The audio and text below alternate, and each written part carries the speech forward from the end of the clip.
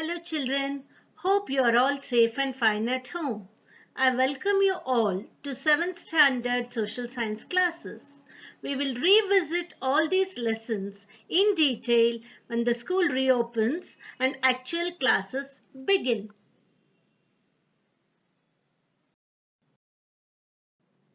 Vijayanagara Empire. The expedition, which started during 13th century by Delhi Sultan Alauddin Khilji over South India, continued in 14th century also. As a result, many South Indian kingdoms like Yadavas of Devagiri, Hoysalas of Dwarasamudra, Kakatiyas of Warangal, Pandyas of Madurai and others were defeated. At this juncture, Vijayanagara succeeded in creating a strong political power as a solution for South India's political issues. It ruled for 3 centuries. Vijayanagara Empire was founded in 1336 CE on the southern bank of Tungabhadra river by the sons of Sangama called Harihara, Bukkaraya, Kampana, Marappa and Muddappa.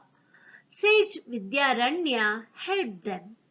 Hampi of Ballari district was their capital and their national emblem was boar, Varaha.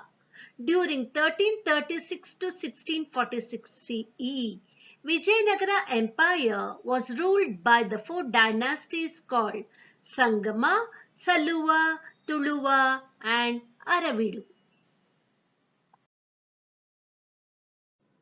This is the royal emblem of the Vijayanagara Empire.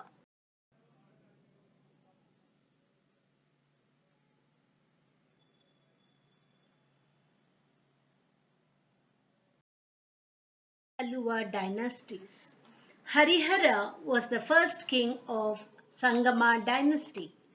Praudhadevaraya II was the famous king of the Sangama dynasty and his period was significant in the Vijayanagara kingdom. After he took over the power, he built a new army, including Muslim soldiers who were skilled in archery and horse taming. With the help of his army, he defeated Reddy leaders of Kondavidu region. He defended famous Mudgal fort, Raichur and Bankapur by fighting with Ahmad Shah of Bahmani sultans. His brave commander called Lakkanna Dandesha defeated the kings of Kerala and Sri Lanka and collected treasure and tribute in cash from them. Praudhadevaraya, who had religious tolerance, built Jain and Vaishnava temples in the capital and he permitted to build mosques also. Telugu poet Srinatha, Sanskrit philosopher Dindima and Kannada poet and the minister Lakkanna Dandesha were patronized in his kingdom. Persian ambassador Abdul Razak visited Vijayanagara kingdom during Praudhadevaraya period and stated, I have seen such a rich kingdom like Vijayanagara kingdom for the first time. The capital has 7 forts and the Raja's army has lakhs of soldiers.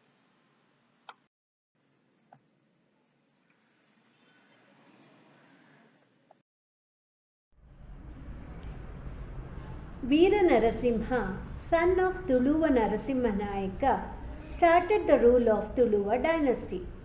After his death in 1509, his brother Krishnadevaraya came to power. Krishnadevaraya ruled from 1509 to 1529, that is for 20 years. He was the famous and greatest king among other Vijayanagara kings.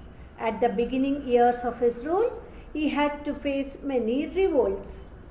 Robert Sewell stated that Krishnadevaraya was an uncommonly brave king, intelligent soldier, and diplomatic expert.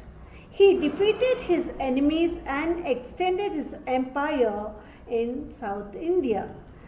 In 1522, he recaptured Raichur from the king of Adil Shah and Ismail Adil Khan. Later, he captured Kalburgi and Bidar forts. Domingo Peace, who visited his kingdom, stated Krishnadevaraya was a soft person with a strong body.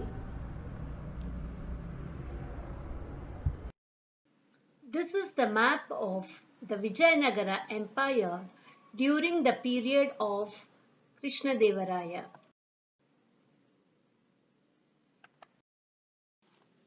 Rakkasa Tangadi battle.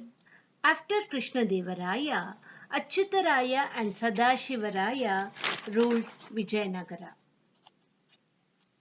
Since Sadashivaraya was a minor and unable to rule, Ramaraya of Aravidu dynasty, son-in-law of Krishnadevaraya, took the whole responsibility of administration. His diplomacy expanded Vijayanagara kingdom and made it very rich. The number of enemies also increased. Deccan sultanates were attacking Vijayanagara often. To avenge, Ramaraya captured Vijaypura and Golconda, and this caused the war. As sultanates united themselves with jealousy and hatred on the growth and richness of Vijayanagara kingdom. They had political differences between them, but to defeat Vijayanagara, they united. On 23rd January of 1565 CE, the Rakkasa Tangadi War began between the united army of sultans and the army of Vijayanagara on the banks of Krishna river, and Ramaraya died in the war. Sultanates looted Vijayanagara. Tirumala and Venkata, sons of Ramaraya, who escaped from war, ran away to Penukunda. Later, Aravidu dynasty started their ruling from 1570 to 1646 CE by making Penukunda, Chandragiri and later Vellore as their capitals. After this war, feudal chiefs of Mysuru, Keladi, Chitradurga, Yelahanka and Surapur became independent rulers in Karnataka. Cultural contributions of the Vijayanagara Empire. Administration. Vijayanagara had strong central administration. Revenue was collected through trade tax, profession tax, road tax, fare tax and export tax. Army consisted of infantry, cavalry, elephant and cannon divisions were the prominent divisions of the army. Social status, child marriage, sati system, monogamy and polygamy existed. Women were respected. Deepavali and Dasara were celebrated in a grand way. Dasara festival was celebrated under the king's patronage. Status. Agriculture was the main occupation. Rice, maize, sugarcane and cotton crops were the major crops. Kings of Vijayanagara encouraged agriculture through building tanks and wells. They had trade links with other countries and rice, cotton, clothes, iron, diamonds, sugar, musk, sandal and spices were exported. Horse, silk clothes, makmal, that is velvet, clothes were imported. Vijayanagara was the international business center for diamonds. Cloth weaving was the important industry. Bhatkal, Honavara, Mangalore were the important ports then. Golden coins were in use and pictures of gods and goddesses were etched on these coins.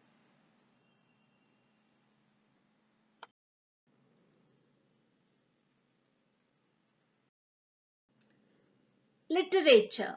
During the reign of Vijayanagara, literature of Sanskrit, Telugu and Kannada literature developed immensely. Vidyaranya wrote books like Shankara Vijaya and Sarvadarshana Sangraha in Sanskrit. His brother Shayanacharya also wrote books like Vedartha Prakasha and Ayurveda Sudhanidhi. Kings and their family members also created sufficient literature.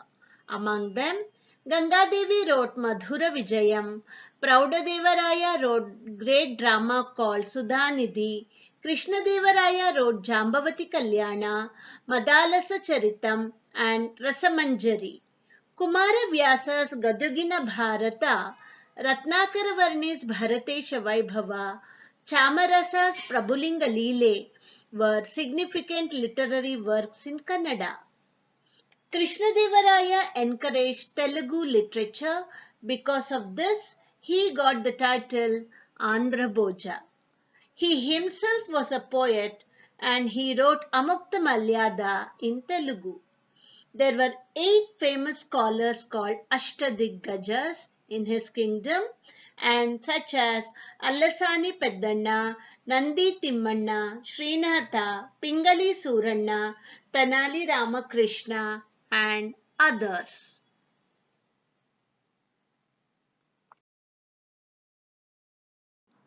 Art and sculpture. Percy Brown tells the evolutionary form of Dravidian style. Dravidian style meaning it consists primarily of temples with pyramid-shaped towers and are constructed with soapstone or granite. Temples were not only places of worship but also center of learning. Temples were built with strong granite rocks. Kalyana Mandapa of Virupaksha temple in Hampi is a very famous sculpture. The temples of that period were built with strong granite rocks. Hazara Ramaswamy Temple, Virupaksha Temple, Vittalaswamy Temple, Krishnaswamy Temple, Kamala Mahal, Sringeri's Vidyashankara Temple are some important temples which were built during their rule. Very spacious enclosures, high tower, very wide marriage halls, meeting halls, spring pavilions were the features of temples of Vijayanagara period.